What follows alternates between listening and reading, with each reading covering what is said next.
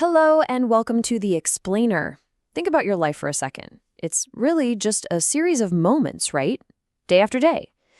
But what about those moments that stand out?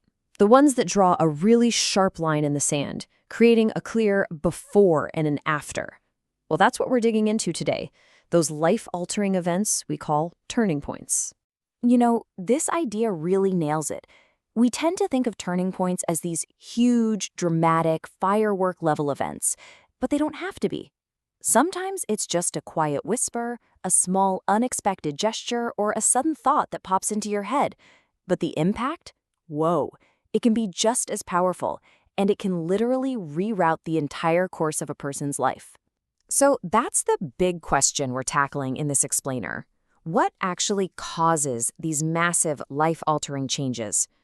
To try and figure that out, we're going to look at three classic stories, three very different case studies, really, to see what they can teach us about how transformation actually happens. All right, let's dive right in with our first case. It's a story most of us know pretty well, about a man whose name is basically shorthand for being greedy and miserable, and about the ghostly intervention that turned his world upside down. I am, of course, talking about Ebenezer Scrooge. This is where we start. Bah humbug. I mean, it's more than just a catchphrase, isn't it? It's his whole life's philosophy packed into two words.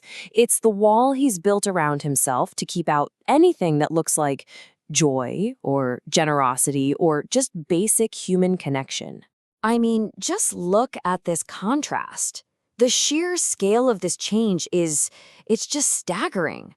He goes from being the poster child for greed to the absolute gold standard for kindness. This is not some small tweak in his attitude. It makes you wonder, how on earth is a complete 180 like this even possible? Well, the answer isn't some gentle suggestion. It's more like a spiritual head-on collision. See, Scrooge doesn't just decide to change one day. Change is basically forced on him through this terrifying and super personal confrontation with the truth of his own life. His transformation is almost like a three-step intervention program delivered by ghosts. First, the ghost of Christmas past makes him look at his own history, making him feel the love and joy he'd buried for so long. Then, the ghost of Christmas present forces him to look at the world around him, to see the very real impact of his greed on people like Bob Cratchit's family. And then, the final blow, the ghost of Christmas future shows him what's waiting for him. A lonely, unloved death. Terrifying stuff. And you can just hear the transformation in this final promise. He's not just saying he'll be nicer on December 25th. He's been fundamentally rewired. He finally gets that to be a whole person, he has to embrace all of it. His past, his present, and his future. For Scrooge, the turning point was a truly brutal journey, one fueled by regret, empathy, and, let's be honest, a whole lot of fear. Okay, let's shift gears to our second case. Here we see a totally different kind of turning point.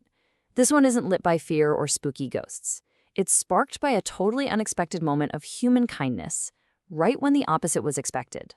So the story goes like this. A young boy named Roger tries to snatch a purse belonging to Mrs. Luella Bates Washington Jones. He messes it up, and instead of calling the cops, she drags him back to her apartment. She makes him wash his face, gives him something to eat, and then she does something truly amazing. And this is the pivotal moment. It completely flips the script. Roger's expecting to get yelled at, to get handed over to the police, to get in major trouble, and instead, he gets trust.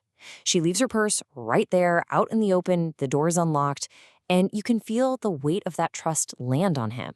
All of a sudden, he doesn't want to be that untrustworthy kid anymore. This line right here, this is what seals the deal. She doesn't lecture him from some moral high ground. Nope. She comes right down to his level and basically says, hey, I've made mistakes too. It's not a sermon, it's a connection. She sees him as a person, not just a criminal. And it all leads to this, $10. She gives him the money for the very thing he was trying to steal, a pair of blue suede shoes. Now, this isn't her rewarding him. It's a lesson. It's her showing him in a very real way, there are other ways to get what you want. You can ask. You deserve to be treated with dignity. It's the ultimate act of trust. Now for our third and final case, which is different all over again. This turning point doesn't have any ghosts or dramatic confrontations. It happens quietly, inside someone's own head, in a moment of totally personal discovery.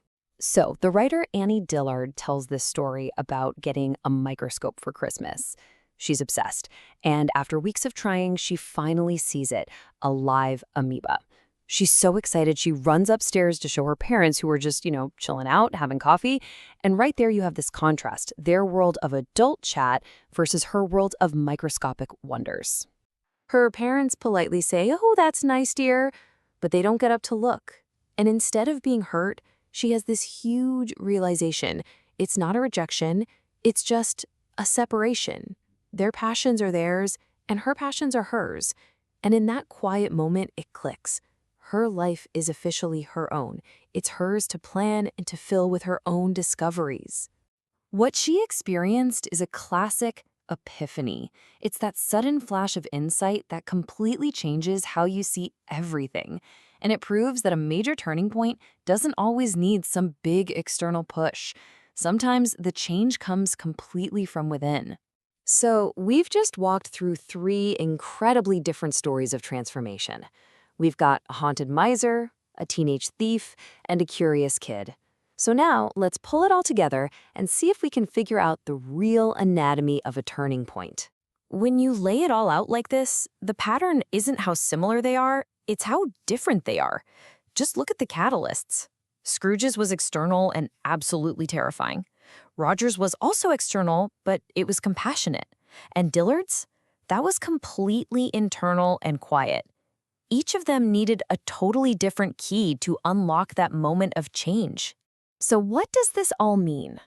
Well, it means a turning point doesn't have just one look. Yeah, it could be a massive, dramatic event that forces you to stare your own life in the face. But it could also be something as simple as a stranger showing you a little trust when you expect the opposite. Or it might not involve anyone else at all, just a quiet moment where you suddenly realize, things are different now. And really, that's the big takeaway from all this. There's no single recipe for a turning point. The road to transformation is deeply personal. And as we've seen, it can be loud or quiet, it can come from the outside or from within, and it can be driven by fear or by love. Which kind of brings us right back to where we started. We've seen a change that took one terrifying night, one that happened over a simple meal, and one that took place in the few seconds it takes to walk down a staircase. So can a life really change in an instant, or is that instant just the moment we finally notice a change that's actually been building up for a long time? Something to think about. Thanks for watching.